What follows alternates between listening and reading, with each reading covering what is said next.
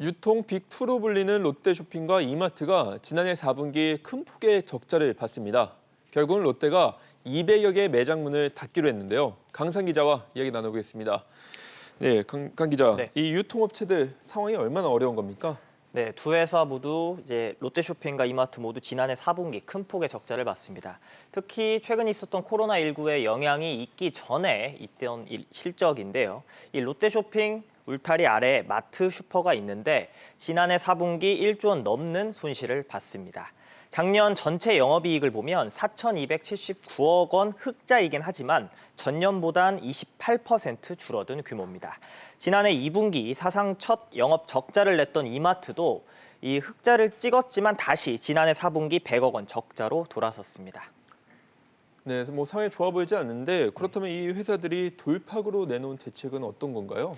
네, 우선 롯데쇼핑은 이 700여 개 점포 중에서 이 비효율 점포 200여 개를 정리한다고 발표했습니다. 이 1979년 창사 이래 가장 큰 규모의 구조조정인데요. 대신 통합 온라인 쇼핑몰을 내놓는 등 온라인에 공격적인 투자를 이어가겠다고 밝혔습니다. 이마트는 올해 8,450억 원의 투자를 진행한다고도 밝혔는데요.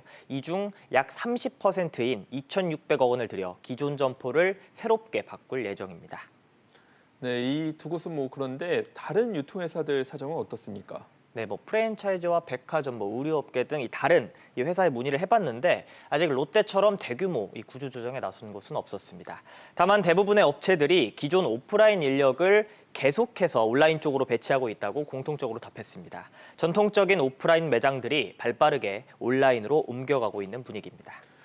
네, 그러면 사실 이렇게 되면 우려가 되는 게 뭐 일자리들 대형마트가 하나 문을 닫으면 수백 개의 일자리 사라진다는데 뭐 실제 상황은 어떻습니까?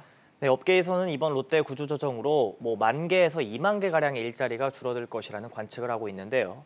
이 실제로 롯데 측은 이에 대해서 점포 인력이 인근 점포로 재배치되기 때문에 문제가 없다는 입장입니다. 하지만 일자리를 잃을까 이 직원들의 불안감은 점점 커지고 있는데 이 기존 인력의 재교육, 훈련 등의 이런 보완책도 함께 필요하다는 지적이 나오고 있습니다. 네, 그렇군요. 잘 들었습니다.